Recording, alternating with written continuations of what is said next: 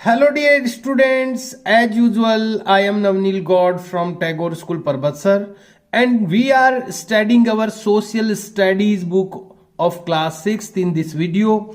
Dear students, as you know we are studying second lesson of history part of this book. इस book की जो history का part है उसका जो सेकंड लेसन है वो इन दिनों हम लोग स्टडी कर रहे हैं, which name is from hunter gatherers to farmer. कि जो पाषाण युग था, जो स्टोन एज था, जो जिसकी बात हम लोग स्टडी कर रहे हैं यहाँ पर, जब भाषा का विकास नहीं हुआ था, लैंग्वेज डेवलप नहीं हुई थी और इंसान एक जानवरों की तरह रहता था। उस समय धीरे धीरे इंसान ने शिकार करना सीखा, हंटर बना, वो गैदरर यानी चीजों को इकट्ठा करने वाला बना और धीरे धीरे फिर वो फार्मर तक पहुंचा, खेती करना सीखा उसने और फार्मर बन गया।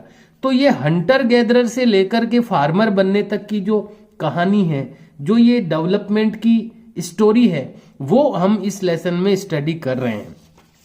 और आपको जैसा कि हम लोग स्टडी कर चुके हैं, we have studied four parts of this lesson already. इस लेसन के 4 पार्ट्स हम पढ़ चुके हैं, जिसमें हमने पढ़ा है कि ये जो टाइम था जिसको शुरुआत में प्री हिस्टोरिक टाइम कहा गया, प्री हिस्टोरिक टाइम को 3 पार्ट्स में डिवाइड किया गया है। 3 पार्ट कौन कौन से हैं? तो 3 पार्ट जो है इस पीरियड के वो हैं old stone age, middle stone age and new stone age. Old stone age को पैलियोलिथिक भी कहा गया, palaeolithic age, mesolithic age middle stone age को कहा गया है और neolithic age new stone age को कहा गया है। जो सबसे बड़ा टाइम था, जो सबसे बड़ा हिस्सा था, वो पैलियोलिथिक एज का था, यानी ओल्ड स्टोन एज, यानी सबसे पुराना जो कालखंड था, जब मनुष्य केवल जानवर की तरह रहता था, जब उसको कोई टूल्स बनाना ज्यादा नहीं आता था, यानी सबसे कम विकसित अवस्था में जो रहा मनुष्य, ह्यूमन बीइंग, वो सबसे बड़ा टाइम था। यानी वो 5 लाख बीसीई से स्टार्ट हुआ वो टाइम, यानी ईसा के जन्म के 5 लाख वर्ष पूर्व स्टार्ट हुआ और केवल जन्म के 10,000 वर्ष पूर्व तक वो चला। यानी लगभग 5 लाख वर्ष पूरे, लगभग वो एक टाइम था 5 लाख वर्षों तक का, जिसका ये पैलियोलिथिक एज जिसको कहते हैं। पूर्व पैलियोलिथिक का मतलब हम पढ़ चुके हैं एक्स्ट्रा बिट में। ओल्ड स्टोन एज यानी स्टोन एज के भी 3 पार्ट है, उसमें सबसे पुराना वाला जो स्टोन एज है जिसको पैलियोलिथिक भी कहते हैं, वो सबसे बड़ा टाइम रहा। और ये इसमें क्या क्या मनुष्य ने किया, कैसे वो रहा, कैसा क्लाइमेट था उस जमाने में और कैसे टूल्स वो छोटे मोटे यूज करता था, और इंडिया में भी कहां पर ऐसे साइट्स और टूल्स मिले हैं इस जमाने के। अब ये इतना बड़ा टाइम था, 5 लाख ईयर्स का ये टाइम था, तो इसको भी 3 भागों में बांट दिया गया है। पहले तो टोटल को 3 भागों में बांटा गया, अब ये पैलियोलिथिक या ओल्ड स्टोन एज को भी 3 पार्ट्स में डिवाइड किया गया है। इसमें लोअर पैलियोलिथिक, मिडिल पैलियोलिथिक और अपर पैलियोलिथिक, ऐसे इसके भी 3 पार्ट बना दिए हैं, जो कि हम पढ़ चुके हैं अपने प्रीवियस वीडियो में। आज हम लोग इसका नेक्स्ट पार्ट स्टार्ट कर रहे हैं। तो हम लोग इस 3 पार्ट्स में से 1 पार्ट पढ़ चुके हैं, कल पैलियोलिथिक एज के बारे में हम पढ़ चुके हैं। आज हम मीजोलिथिक एज को पढ़ेंगे और उसके बाद में नियोलिथिक एज को भी पढ़ेंगे। तो पैलियोलिथिक एज हम पढ़ चुके हैं, उसी का एक पार्ट यहाँ पर छूट गया है, वो अभी और एक बार पढ़ लेते हैं कि फायर की डिस्कवरी कैसे हुई, आग की खोज कैसे हुई। डिस्कवरी ऑफ फायर यानी आग की खोज। शुरुआत में मनुष्य को आग की खोज के बारे में पता नहीं था, तो बाद में कैसे उसको पता चला, आग की खोज कैसे की उसने, फायर की डिस्कवरी कैसे हुई। डिस्कवरी ऑफ फायर, आग की खोज। One of the outstanding features of the lower stone age, जो लोअर स्टोन एज था यानी सबसे पुराना वाला जो स्टोन एज था, यानी सबसे प्राचीन जो पाषाण युग था, उसका जो बहुत सारे उसके फीचर्स हैं, बहुत सारी विशेषताएं हैं उसकी, उसमें से एक आउटस्टैंडिंग फीचर जो है, एक जो शानदार विशेषता है उस जमाने की, वो थी वॉज यानी थी द डिस्कवरी ऑफ फायर, आग की खोज। बहुत सारी बातों का पता लगाया था उस टाइम में भी इंसान ने, तो उसमें से सबसे जो आउटस्टैंडिंग फीचर था उस जमाने का, सबसे शानदार जो विशेषता थी वो थी डिस्कवरी ऑफ फायर यानी आग की खोज। अर्ली ह्यूमंस यानी प्राचीन मनुष्य, वॉज फैमिलियर, वो स्वाभाविक था, फैमिलियर था यानी उसके लिए अपरिचित नहीं था, वो परिचित था। अर्ली ह्यूमंस यानी प्राचीन मनुष्य, वर फैमिलियर, वो फैमिलियर थे, परिचित थे, विद फायर यानी आग से। प्राचीन मनुष्यों के लिए आग नई चीज नहीं थी, वो जानते थे कि आग है, हालांकि वो खुद आग जलाना नहीं जानते थे, लेकिन आग से वो परिचित थे क्योंकि जंगल में आग लगती रहती थी, आसमान में बिजली चमकती थी। तो यही कहा गया यहां पर कि वो लोग फैमिलियर थे, वो परिचित थे विद फायर यानी आग के साथ में, एज यानी क्योंकि दे हैड सीन, वे देख चुके थे, फॉरेस्ट फायर्स यानी जंगल की आग, कई बार जंगल में अपने आप आग लग जाती है, तो वैसी आग वो देख चुके थे। एंड फायर्स यानी आग स्टार्टेड बाय लाइटनिंग, और बिजली चमकने से जो आग लग जाती है ड्यूरिंग स्टॉर्म्स यानी तूफान के समय। जब स्टॉर्म्स आते हैं, तूफान आते हैं, उसके समय जब लाइटनिंग होती है, बिजली चमकती है, तो उससे भी कई बार आग लग जाती है जंगल में। तो इस तरह की आग वो देख चुके थे, वो फैमिलियर थे, वो जानते थे कि ये आग होती है, उसको वो अपरिचित नहीं थे, परिचित थे। हाउएवर, हालांकि दे डिड नॉट नो, वे नहीं जानते थे the art of making their own fire, उनकी खुद की आग बनाने की आर्ट यानी कला वो नहीं जानते थे, केवल वो आग को जानते थे, आग के साथ में, फायर के साथ में वो फैमिलियर थे, परिचित थे, वो आग को देख चुके थे, लेकिन वो ये नहीं जानते थे कि how to make our own fire, कि हमारी खुद की आग हम कैसे बनाएं, कैसे आग को जलाएं, ये वो नहीं जानते थे। इसी बीच एक एक्स्ट्रा बिट का बॉक्स भी दिया हुआ है, इसको भी पहले पढ़ ही लेते हैं, फिर अपन आगे चलेंगे। एक चकमक पत्थर होता है, उसको रगड़ के भी आग की चिंगारियां निकालते हैं। तो शुरुआत में जो मनुष्य ने जो आग पैदा की थी वो चकमक पत्थर से ही की थी। चकमक एक पत्थर होता है जिसको इंग्लिश में फ्लिंट कहते हैं। फ्लिंट का जो स्टोन होता है उसको जब रगड़ते हैं, आपस में रब करते हैं, तो उसमें से स्पार्किंग निकलती है, चिंगारियां निकलती है, और उसी से फिर आग पैदा की जाती है। तो ये फ्लिंट जो होता है, flint is a hard, flint है एक कठोर, ग्लॉसी यानी चिकना, काइंड ऑफ रॉक यानी चट्टान का एक प्रकार है। ये पत्थर मान लो, चट्टान मान लो, रॉक यानी चट्टान होती है। तो ये एक कैसी चट्टान है, ये इसका नाम है चकमक, हिंदी में चकमक का पत्थर कहते हैं इसको, इंग्लिश में फ्लिंट कहते हैं। फ्लिंट इज ए हार्ड यानी ये कठोर, ग्लासी यानी चिकनी, ये एक प्रकार की चट्टान है। इट वॉज कॉमनली यूज्ड, इसका सामान्य रूप से प्रयोग किया जाता है, to make stone tools, stone tools बनाने में यानी पत्थर के औजार बनाने में। During the stone age, stone age के समय, यूज्ड यानी उपयोग किया गया था इसका कॉमनली। ड्यूरिंग यानी दौरान, द स्टोन एज यानी पाषाण युग के दौरान, स्टोन एज के दौरान इसका उपयोग टूल्स बनाने के लिए किया जाता था फ्लिंट पत्थर का। फ्लिंट यानी जो पत्थर है, फ्लिंट यानी ये जो कठोर पत्थर है जिसका नाम फ्लिंट है, ब्रेक्स यानी टूटता है, इनटू थिन यानी पतले, शार्प यानी तीखे, स्प्लिंटर्स यानी किरचियों में। जब ये पत्थर टूटता है तो ये पतली पतली तीखी किरचियां बन जाती इसकी, स्प्लिंटर्स बन जाती यानी किरचियां बन जाती इसकी। व्हेन स्ट्रक, जब ये टकराता है, बाय अनोदर हार्ड ऑब्जेक्ट, किसी दूसरे कठोर ऑब्जेक्ट से जब ये टकराता है तो पतली पतली शार्प किरचियां, स्प्लिंटर्स बन जाती है, बिखर जाती है इसकी। सच स्प्लिंटर्स, ये जो स्प्लिंटर्स थी, आर कॉल्ड, ये कहलाती थी फ्लैक्स और ब्लेड्स। इनको ब्लेड्स कहा जाता था क्योंकि ये तीखी होती थी, शार्प होती थी इसकी किरचियां, और हार्ड तो थी ये, कठोर पत्थर है ये, लेकिन जब ये किसी कठोर चीज से ही टकराता, भारी टकराहट होती, तो इसकी किरचियां बनती थी, स्प्लिंटर्स बनती थी। ये स्प्लिंटर्स या किरचियां फ्लैक्स कहलाती थी या फिर ब्लेड्स कहलाती थी। एंड आर आइडियल, और ये आदर्श होती थी, आइडियल होती थी फॉर मेकिंग टूल्स बनाने में और वेपन्स या हथियार बनाने में। तो ये फ्लिंट का पत्थर बड़ा यूजफुल रहा है स्टोन एज में भी, तो इसीलिए यहां पर फ्लिंट के बारे में दिया गया है।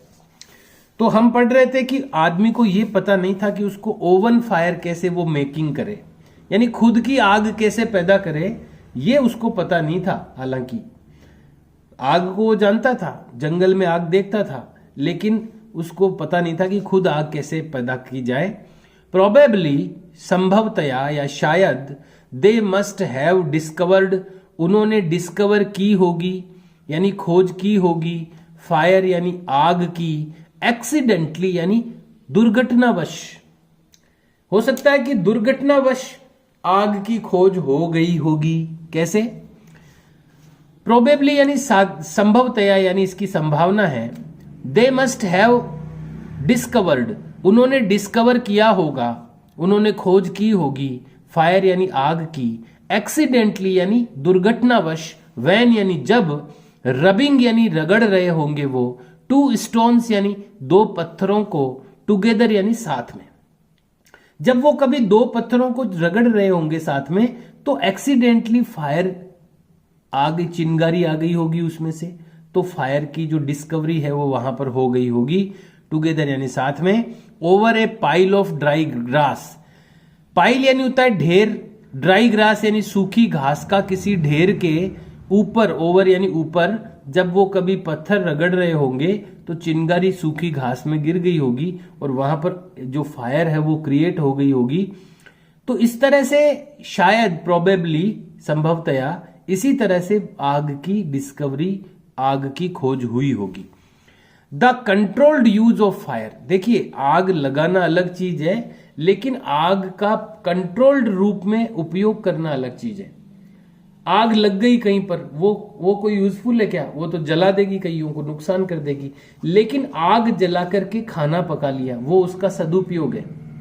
तो कंट्रोल्ड यूज यानी आग पर कंट्रोल रहे, हम जितनी चाहें उतनी ही आग जले, इसको कहते हैं कंट्रोल्ड यूज। तो फायर का जो कंट्रोल्ड यूज है वो, उसकी बात यहां पर हो रही है। The controlled use of fire यानी आग का जो कंट्रोल्ड यूज है, नियंत्रित उपयोग है, हेल्प्ड यानी मदद की थी, आग के कंट्रोल्ड यूज ने उनकी मदद की। अर्ली ह्यूमंस यानी प्राचीन मनुष्यों की मदद की। किसमें मदद की? कंट्रोल्ड यूज में। कंट्रोल्ड जो यूज था आग का, उसने मनुष्य की, प्राचीन मनुष्यों की मदद की। कुक्ड देयर फूड, उनके भोजन को पकाने में। प्रोटेक्ट देम सेल्वेज, सुरक्षित रखने में उनको। फ्रॉम वाइल्ड एनिमल्स, जंगली जानवरों से। एंड आल्सो टू कीप, और भी क्या किया? टू कीप वार्म, और वार्म यानी गर्म रखने में।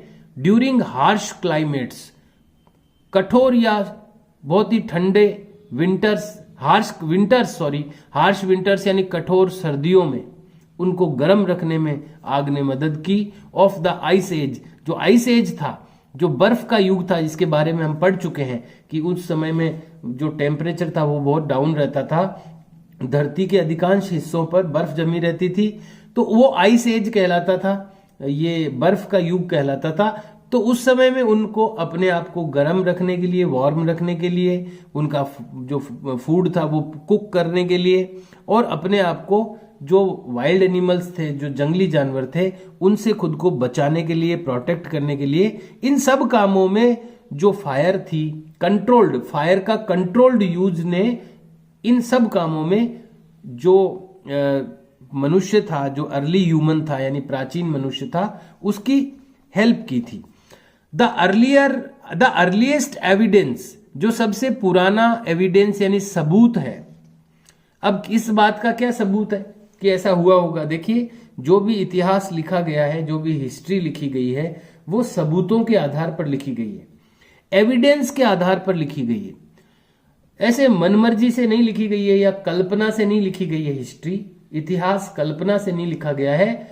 जो आर्कियोलॉजिस्ट होते हैं, जो हिस्टोरियंस होते हैं, वो पुरानी चीजों का अध्ययन करते हैं, खोजते हैं पुरानी चीजों को और उनके आधार पर फिर वो चीजों को लिखते हैं। तो बिना सबूत के कोई चीजें नहीं लिखी जाती। तो यहां पर लिखा गया है कि ये जो चीजें अभी पढ़ी है अपन ने कि उस जमाने में आग नहीं थी, फिर कंट्रोल्ड यूज शुरू हुआ, तो ये सब चीजें सच्ची है कि नहीं है, तो ये किस आधार पर ये बातें की जा रही है। तो इनका अर्लीस्ट एविडेंस, जो सबसे पुराना जो एविडेंस यानी सबूत मिलता है इन चीजों का, of controlled use of fire, fire के कंट्रोल्ड यूज यानी नियंत्रित उपयोग का जो सबसे प्राचीन एविडेंस मिलता है कि आग का नियंत्रित उपयोग शुरू हुआ होगा, इसका सबसे प्राचीन, सबसे पुराना अगर कोई सबूत है मानव के पास में, अर्लीस्ट एविडेंस है, हैज बीन फाउंड, ये खोजा गया था या मिला था, at the lower Palaeolithic site. Lower यानी सबसे पुराने, पैलियोलिथिक यानी पूरा पाषाण युग के 3 भाग बनाए थे ना, पैलियोलिथिक के भी 3 भाग थे, तो उसमें से सबसे जो पुराना था लोअर पैलियोलिथिक साइट जो थी, उस जमाने की एक साइट यानी एक जगह, वहां पर ये सबूत मिले हैं, एविडेंस मिले हैं सबसे प्राचीन। कहां पर है ये? ऑफ गेश्वर बेनोट येगोव, ये एक विदेशी नाम है, इजराइल में। इजराइल एक अलग देश है, कंट्री है इजराइल। तो इजराइल में ये एक जगह का नाम है गेशेर बेनोट येगोव, ये जगह है वहां पर इजराइल में। वहां पर सबसे अर्लीस्ट यानी सबसे प्राचीन जो फायर का कंट्रोल्ड यूज यानी आग का नियंत्रित उपयोग का सबसे अर्लीस्ट जो एविडेंस मिला है वो वहां पर मिला है इजराइल में। अब क्या मिला है वहां पर? चेयर्ड वुड यानी जली हुई लकड़ी। देखो, अगर लकड़ी जली हुई नहीं होती तो वैसे ही वो खत्म हो जाती, गल जाती, या जो सूक्ष्म जीव है उसको डिकम्पोज कर देते। लेकिन जब कोई चीज जल जाती है ना, तो फिर वो उसको कोई डिकम्पोज नहीं कर सकता। तो ऐसी चेयर्ड वुड यानी जली हुई लकड़ी मिली वहां पर। एंड सीड्स, और बीज मिले, वर रिकवर्ड, वो वहां से रिकवर यानी प्राप्त किए गए, फ्रॉम हियर यानी यहां से, इजराइल में ये जो जगह है वहां पर चेयर्ड वुड मिली यानी जली हुई लकड़ी, और सीड यानी बीज मिले जले हुए, विच हैव बीन डेटेड, जिसकी जो तारीख है, जिसकी उम्र जो है बताई जाती है 7,90,000 ईयर्स एगो, 7,90,000 वर्ष पुराना ये एविडेंस है। देखिए, मैंने कल भी आपको बताया था कि कोई चीज कितनी पुरानी है इसको उसकी उम्र पता की जा सकती है। इसकी एक वैज्ञानिक विधि है जिसको कार्बन डेटिंग मेथड कहते हैं। हर चीज में कार्बन होता है। अब वो कार्बन क्या है, समय के साथ साथ उसकी मात्रा कम होती जाती है। तो वो कितने समय में कितनी मात्रा कम होती है, इसकी वैज्ञानिक विधि है। तो किसी भी वस्तु की उम्र पता की जा सकती है कि वो कितनी पुरानी है। कार्बन डेटिंग मेथड कहते हैं इसको। तो कार्बन डेटिंग मेथड से चीजों की उम्र पता लगाई जाती है। तो वहां इजराइल में जो ये एविडेंस मिला है, जो चेयर्ड वुड मिली, जली हुई लकड़ी मिली, सीड्स मिले, वो 7,90,000 ईयर्स एगो के हैं। 7,90,000, लगभग 8 लाख वर्ष पुराने ये सबूत, सबसे पुराने सबूत जो मिले हैं फायर के कंट्रोल्ड यूज के, वो इजराइल में मिले हैं। ये अभी तक हमने जो पढ़ा है वो पैलियोलिथिक एज के बारे में पढ़ा है। यानी एज को, स्टोन एज को हमने 3 भागों में, हमने मतलब जो आर्कियोलॉजिस्ट हैं उन्होंने 3 भागों में बांटा है। एक तो पैलियोलिथिक, दूसरा मीजोलिथिक और तीसरा नियोलिथिक। पैलियोलिथिक के भी 3 भाग बने थे क्योंकि बहुत बड़ा टाइम था वो। सबसे बड़ा टाइम पैलियोलिथिक का ही है, 5 लाख वर्ष लगभग इसका टाइम है। अब जो बाकी के आगे के 2 पार्ट हैं, जिसमें से बीच का है मीजोलिथिक एज, यानी ये मध्य का युग था, मध्य पूरा पाषाण युग। तो ये मध्य का पाषाण युग था और इसमें ये टाइमिंग इसकी भी ज्यादा नहीं, इन दोनों की टाइमिंग अब ज्यादा नहीं रहे। सबसे ज्यादा टाइमिंग उसी की थी, सबसे लंबा वही चला। अब बीच का टाइम आ गया है ये मीजोलिथिक एज, यानी जिसको मिडिल स्टोन एज भी कहा गया है, यानी मध्य पाषाण युग भी कहा गया है इसको। पाषाण युग के बीच का समय था ये। हालांकि टाइमिंग के हिसाब से देखें तो लास्ट का आ गया, लेकिन ये जो विकास के आधार पर 3 भाग बनाए गए हैं डेवलपमेंट के आधार पर, तो अभी तक जो डेवलपमेंट हुआ वो ज्यादा नहीं हुआ है। अब जो डेवलपमेंट होगा वो अलग प्रकार से होगा। टूल्स वगैरह जो टूल्स हैं उनका डेवलपमेंट, या जो लैंग्वेज है, इन लैंग्वेज तो खैर इनमें डेवलप हुई ही नहीं थी। पूरा जो स्टोन एज है उसमें लैंग्वेज डेवलप नहीं हुई थी। तो ये वही स्टोन एज तो पूरा वही टाइम है जब लैंग्वेज डेवलप नहीं थी, तो उसी को 3 भागों में बांटा गया है। तो मीजोलिथिक एज में, यानी जिसको मिडिल स्टोन एज भी कहा गया है, उसमें क्या हुआ, क्या अंतर है, क्या डिफरेंस आया पीछे से, पीछे का जो टाइम हमने पढ़ा उसके बाद में क्या डिफरेंसेस पैदा हुए, आइए इसके बारे में हम लोग स्टडी करेंगे। लेकिन यहाँ पर मुझे लगता है कि टाइम हमारा कंप्लीट हो चुका है। आज हम लोग इसको स्टडी नहीं कर पाएंगे। आज हमने पैलियोलिथिक एज पढ़ी है, फायर की डिस्कवरी पढ़ी है मेन तो आज अपन ने, कि आग का उपयोग कैसे शुरू हुआ, कैसे हुआ। तो हम लोग इसको मीजोलिथिक एज और नियोलिथिक एज, जो 2 एज बच गए हैं, जो 2 युग बच गए हैं, 2 टाइम पीरियड बच गए हैं, इनके बारे में नेक्स्ट वीडियो में स्टडी करेंगे। सी यू एंड बाय।